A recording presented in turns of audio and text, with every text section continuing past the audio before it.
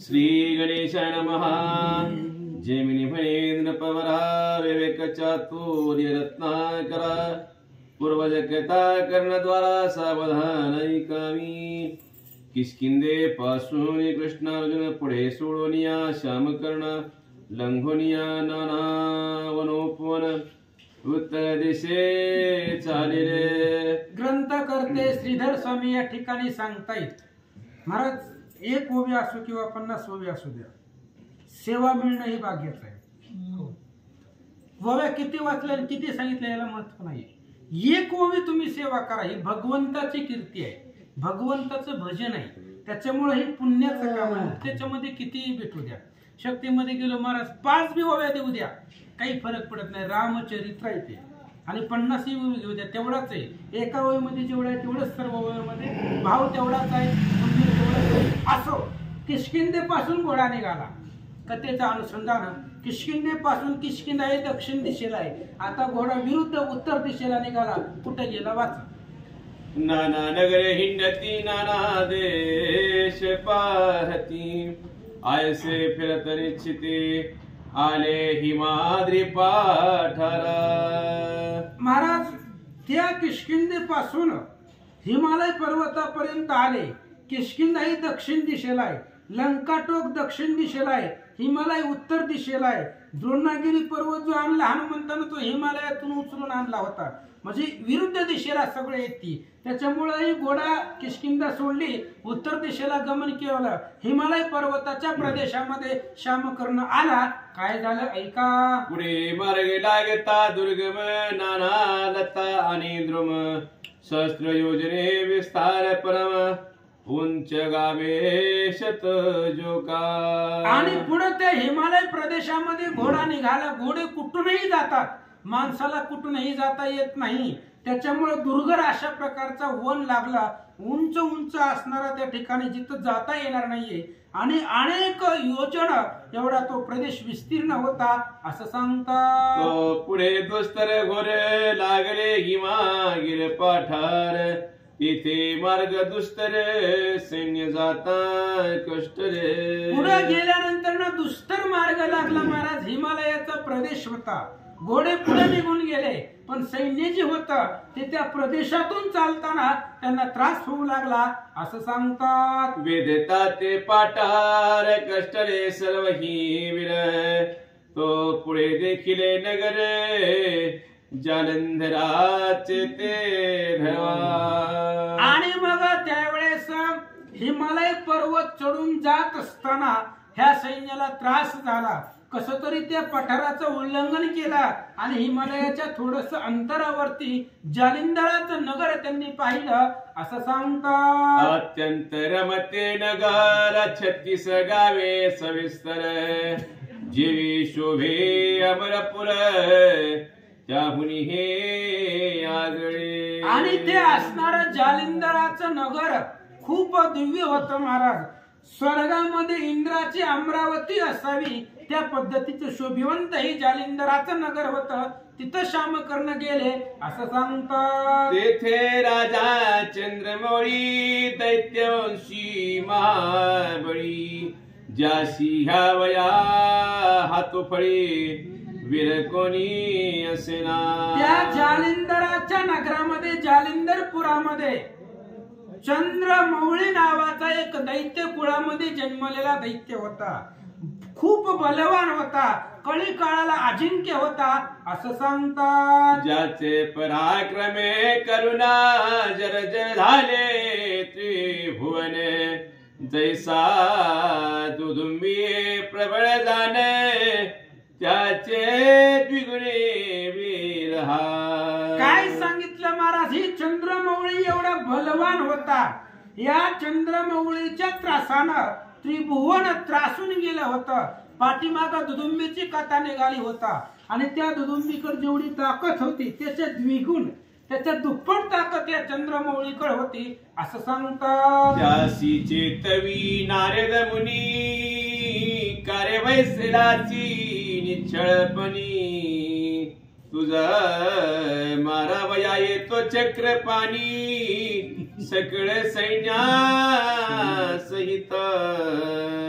आता निवांत राज्य आपलं सुखानं तिथं चाललं होतं महाराज.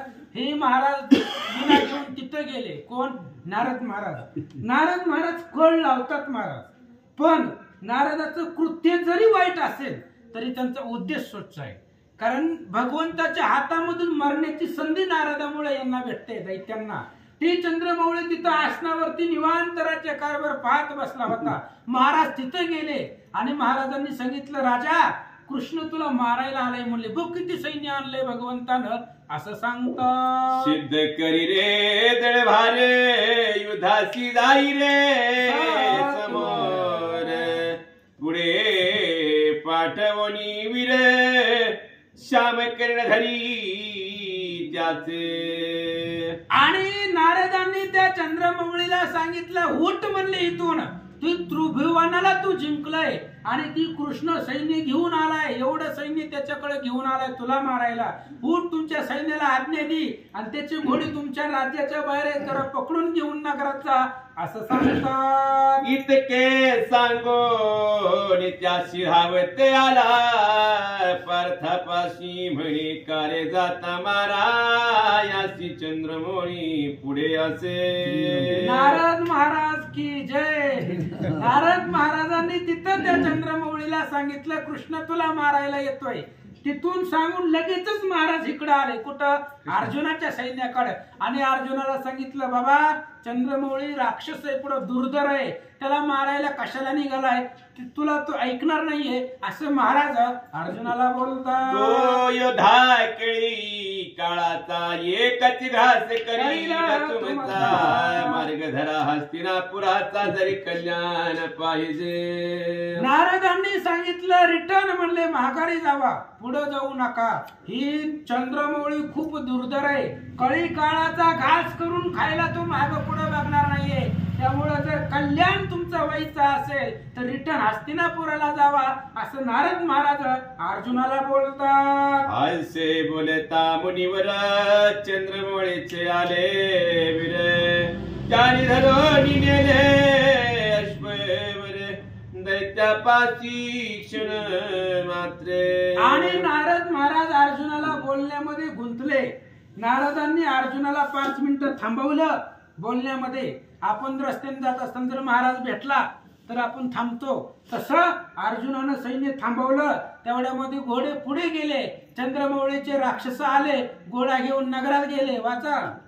ते देखून या श्याम करणे दैत्य पावला समाधान, सेवका दिधले आनंद आज्ञावचन नेवणी अश्वबांधारे.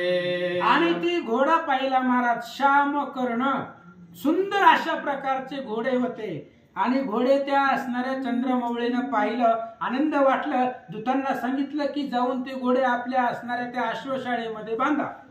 ते देखून वृषकीत स्वसैन्यासी धावत, क्रोधे खवळला बहुत दुर्ग फोडीत वज्रबाणे. आणि मग वृषकेतू महाराज उतावीळ होता, योद्धा होता, तरुण होता आणि पांडव सैन्यामध्ये बलवान होता. जसं कौरवांच्या सभेमध्ये कर्ण बलवान होता, कर्णाचाच मुलगा आहे, त्यामुळे प्रतापवान होता. नारद महाराजांचं बोलणं ऐकलं, वज्रासारखे बाण सोडून पुढे निघाला. नानारे तुरे वाजती पांडव वीर उठावती, ते अनेक शस्त्रे वर्षते भरतीवाने नगरे त्याचे. आणि वृषकेतूच्या पाठीमागा पांडवांचा अफाट सैन्य युद्धाला निघालं महाराज. अनेक बाण सोडले आणि त्या बाणानं त्याचं असणारं नगर झाकोळलं, असं सांगतात. दैत्य धावले 2 कोटी, जे काळाशी करणार हिमकुटी, मारिती ते अश्वधाटी करती सहार पदाती ताचा. आणि मग या चंद्रमौळीच्या पार्टीकडून 2 कोटी राक्षस धावले महाराज. आणि एवढी राक्षस धावून पायानं जी पदाती वीर होते त्यांना मारलं, अश्वस्वरांना मारलं, घोड्यांना मारलं, असं सांगतात. ते कोणी धावला बबरू वाहने, तो काळखंड वरसे बाणे, दैत्याचा संहार संपूर्ण करीत चालला सत्राने. बब्रुवाहनानं पाहिलं 2 कोटी आलेत. बब्रुवाहनानं हातामध्ये धनुष्यबाण घेतला, निघाला काळ कृतांतासारखा सर्व सैन्याचा संहार करू लागला.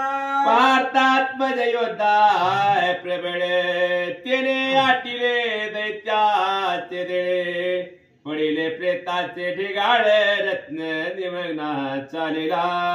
आणि बब्रुवाहन बलवान होता महाराज. त्यानं आपल्या धनुष्याच्या प्रतापावरती अनेक सैन्य मारलं, प्रेतरूप होऊन टाकले असं सांगतं. युद्ध केले ते दारुणे दैत्य मारिले कोटी. दोन घायाळ पळाले तेथून चंद्रमौळीशी सांगावया. बब्रुवाहन आणि वृषकेतू खूप बलवान होते महाराज. बब्रुवाहन अर्जुनाचा मुलगा आहे, सामर्थ्यवान आहे. 2 कोटी सैन्य महाराज एकट्यानं मारले. किती एकट्यानं. आणि जे घायाळ होते, घायाळ म्हणजे कुणाचा हात तुटलेला असतोय, पाय तुटलेला असतोय, बोलता येत नाही, ऐकायला येत नाही, अशी अवस्था झालेलं सैन्य चंद्रमौळीकडे गेलं म्हणतात. ऐकता युद्धाची मात दैत्य स्वस्वनी शिरावत. भैरव अस्त्राते सोडित सविज मंत्र जपोनी. आणि घायाळांचं बोलणं ऐकलं चंद्रमौळीला राग आला.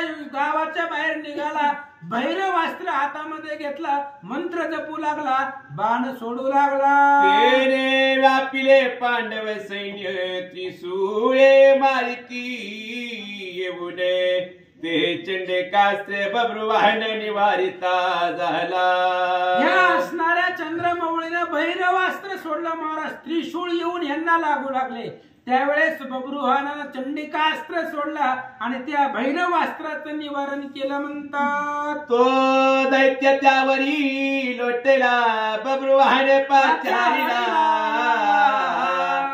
येणे मन घाते उडविला गगनोदरी तयाते. आणि मग दैत्यराज रागाला महाराज चंद्रमौळीला बब्रुवाहनाला युद्धासाठी पाचारण केलं आणि बब्रुवाहनानं त्याला आकाशामध्ये उडवलं म्हणतात. शताची सते वीर तेथे बब्रुवाहने लाविली मृत्यूपंते. ऐसे देखुनी स्वमायेते दैत्य स्मरे ते वेळी. आणि मग त्या दैत्याला आकाशामध्ये उडवलं आणि शतानुशत खालचं सैन्य बब्रुवाहनानं मारलं. त्यावेळेस असणाऱ्या त्या चंद्रमौळीनं विचार केला, हे आपल्याला ऐकत नाहीये, मायेचा प्रकार करून पाहू असं सांगतात. ज्या जाविराते लक्षुने दैत्यनाथ सोडीत त्याचे घेऊन या पंचप्राण साडीत परे धरी करी. आणि मग त्या दैत्यानं मायेचा प्रयोग केला महाराज. आणि मायेचा असणाऱ्या बाणानं ज्यावरती बाण सोडिलं तो त्या ठिकाणी मरत होता असं सांगतात. मूर्छित पाडिला बब्रुवाहन. रसके तुही त्या कुळ पूर्णे.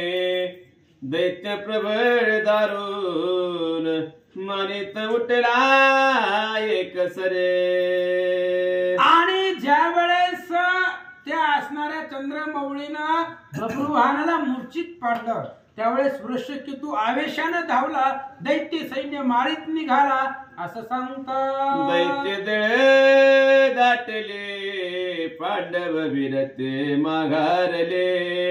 सर्व राजे घाबरे झाले विसरले शास्त्र शास्त्रात. आणि त्या असणाऱ्या दैत्याने बब्रुवाहन आणि वृषकेत दोघांना मूर्छित पाडलं. त्यामुळं दैत्याची ताकद वाढली गेली, पांडव सैन्याची ताकद कमी पडली असं या ठिकाणी सांगतात. परतासी म्हणे जनार्दन शीघ्र करिले शरसंधान. येरे सोडिले कोटी बाण ते दैत्यसे मारिले. त्यावेळेस कृष्णानं अर्जुनाला सांगितलं, म्हणले लेकरं मरून पडले, लेकरं मूर्छित पडलेत, आता ही दैत्य ऐकत नाही, बाण सोड. त्यावेळेस अर्जुनानं निर्वाणीचे बाण सोडायला सुरुवात केली असं सांगतात. दैत्य बोले कृष्णाशी तू कारे व्यर्थे आलासी. आता प्राणाते मुकशी सकळ विलास समवेत. त्या चंद्रमौळीनं कृष्णाला बोलायला सुरुवात केली. द्वारकेचं राज्य होतं, बायको लेकरामध्ये निवांत राहायचं होतं. अर्जुनाच्या नादाला लागला. बर आता माघारी जाणार नाही, आता माझ्या बाणानं तुलाही मारून टाकतो, असं तो राक्षस कृष्णाला बोलू लागला. तुमचा पुरला अंत म्हणून येणे झाले.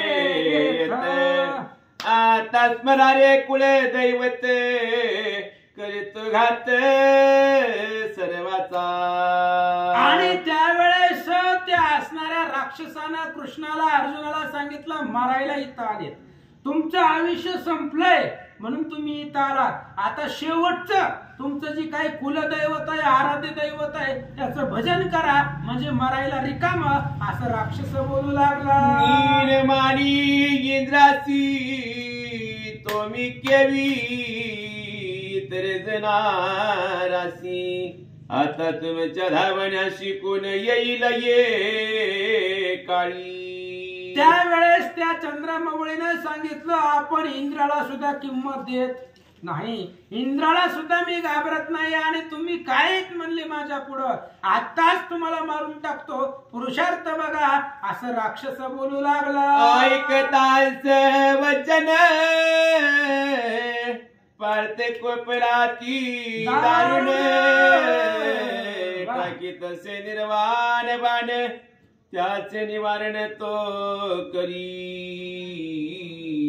अशा प्रकारे ते असणाऱ्या दैत्यांना बोलला महाराज, आणि बोलल्यानंतर निर्वाण अशा प्रकारचं बाण दैत्यानं सोडलं. आता त्या बाणाचं निवारण अर्जुनानं कसं केलं, त्या चंद्रमौळीला कसं मारलं, पुढच्या प्रसंगामध्ये ऐकू असं सांगतात. पुंडलिक हरी विठ्ठल श्री ज्ञानदेव तुकाराम.